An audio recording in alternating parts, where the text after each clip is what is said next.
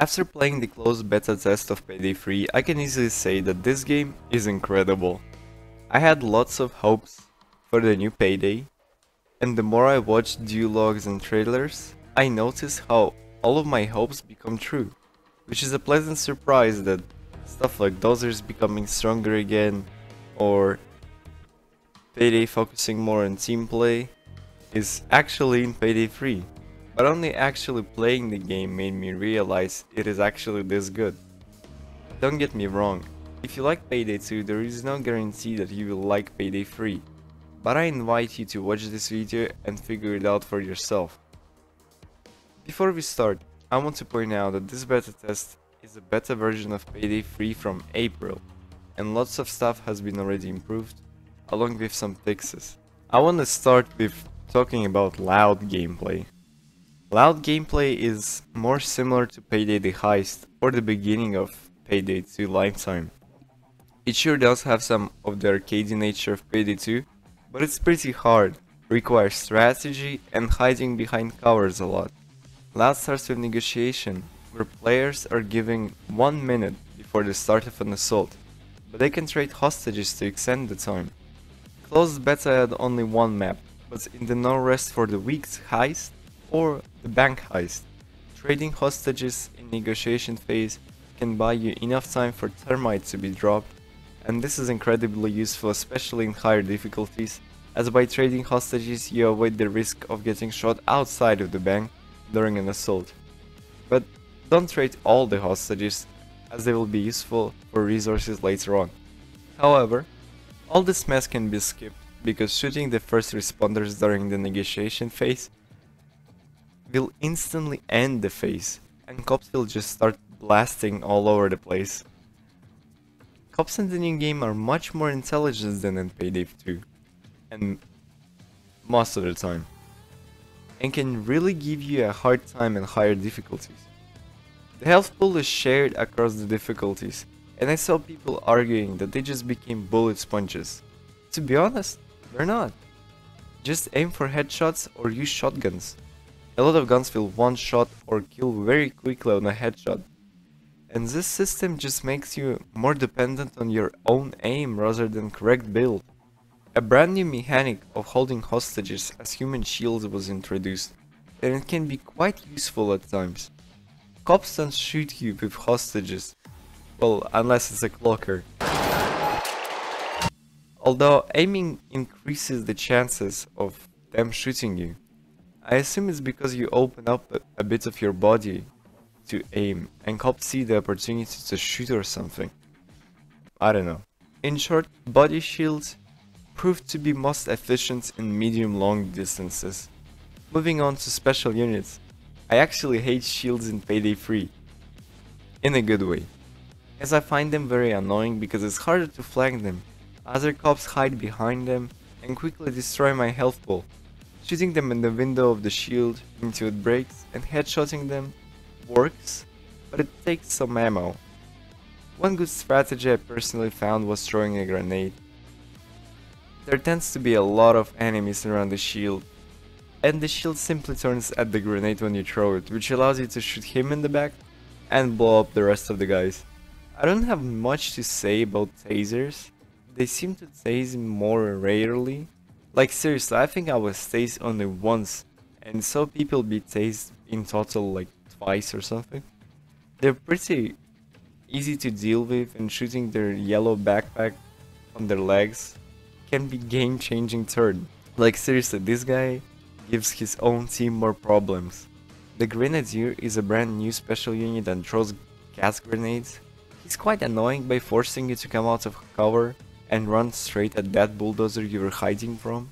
Cloakers are less deadly, but much more scary and strategic in this game. They tend to come for you when you're not looking for them, rather than simply crossing a corner with them. They also don't make any passive sounds, which makes them harder to spot. Cloakers ignore the armor and slowly beat your health down. It's good because you can instantly stand up after being knocked by a cloaker, and it's bad because you'll get some serious emotional damage if your team is too far from you. Bulldozers in this game are actually scary. I didn't know how much health this guy has, but he definitely is a fucking bullet sponge. I actually prefer to run around the map from him rather than trying to kill him sometimes. He just eats way too much ammo. He's also very sneaky for some reason and always sneaks up on me. Like, his bull stun is practically a death sentence as he gets stunned for eternity, and his automatic shotgun destroys your health in seconds. And I love that. Like, honestly, he's a mini boss you should be afraid of. And for overkill playthroughs, every crew must have one guy whose build is specifically made to kill the Dozer, because otherwise you're gonna have a rough time. There are two types of infinite assault waves in Payday. The FBI assault, which basically summons an antenna somewhere in the map, you destroy it and the FBI assault is over. The other one is called Final Charge, which happens at the end of the game and ruins so many heists for me. It usually happens when you're already finished with the main goal of the heist and you just try to grab extra bags, and then the final charge begins as a challenge for that extra money. Seriously, for every enemy you kill, it's like 10 more enemies come in with a special unit. It's not just hard, it's a message you have to finish the heist immediately. Like, there is some serious business going on there. Stealth in Payday 3 is actually good. A lot of stealth can be done without even putting on a mask. If you're unmasked, civilians will ignore you unless you do suspicious movements, which are shown by an indicator, or enter a secure area, which is like a vault or something. There are no NPCs in vaults anyway. You don't even have to make a build for stealth, not even a silencer. You can silently kill a guard by grabbing them, and you answer the pagers while moving the body, which makes stealth much more satisfying. I have actually liked stealth in Payday 3, and I say this as a person who never actually did a lot of stealth in Payday 2. Stealth also has dynamic music, which makes it much more fun, unlike the same calm track playing regardless of what you're doing. Just check it out.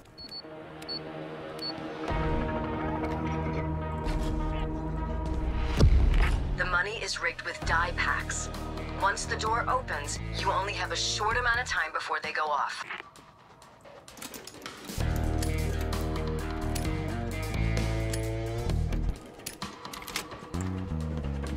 Disarm the die packs before they go off. Move it!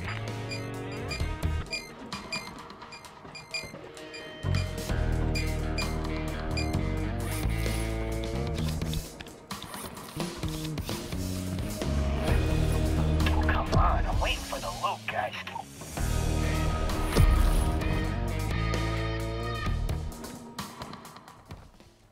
The new skill system is a combination of dex and skills, and is based on 3 new factors named age, rush, and grit, which by itself gives you certain bonuses, as well as apply different abilities with certain skills equipped.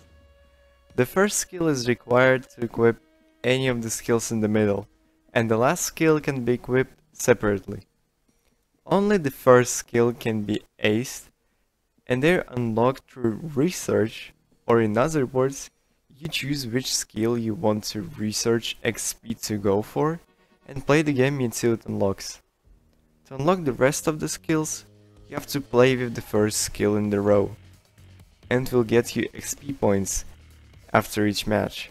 To actually apply the skills you need skill points, which you get by leveling up your level of account.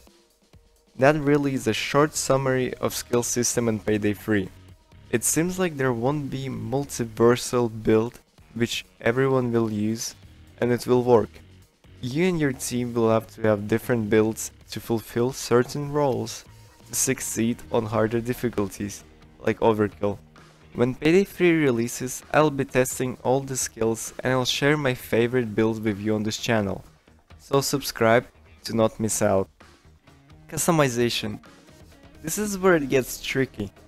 I like the customization potential in this game, but in April beta it seemed a bit lacking.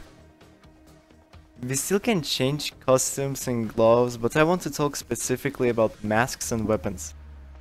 Everything I say now will possibly be changed in the game release, but I'll still say it.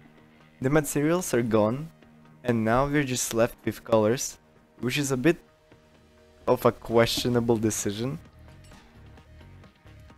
There are plenty patterns which you can choose for your mask, just like in Payday 2, and it seems like you could possibly choose more than one pattern, but it was impossible in the beta we received.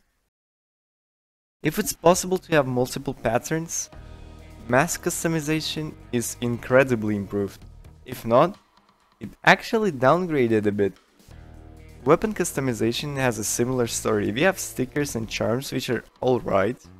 Buying a charm kinda gives you this charm and you don't have to buy it again, which I assume is because they will sell charms as part of microtransactions. The real problem I have with weapon customization so far are the colors.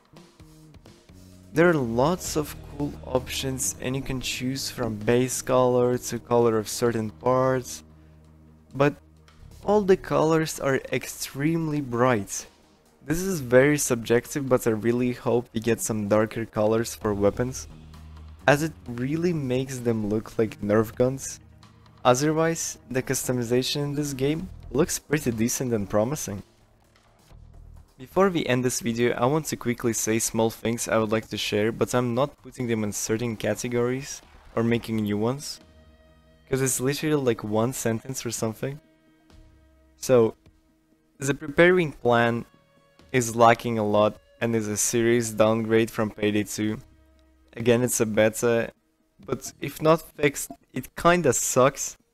I really like the pre-planning in Payday 2, and I kinda wish all heists will have different options like Big Bang Heist did.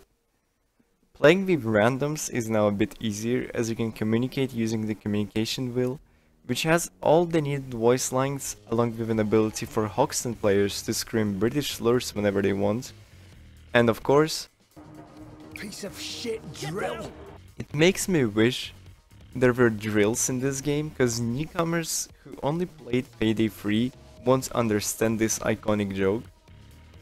I'm a Wolf main, so the wheel helped me to make a fair judgment on his new voice. And I can say this is actually pretty good. Wait. What do you mean I can sit in the van? Wait, what the fuck?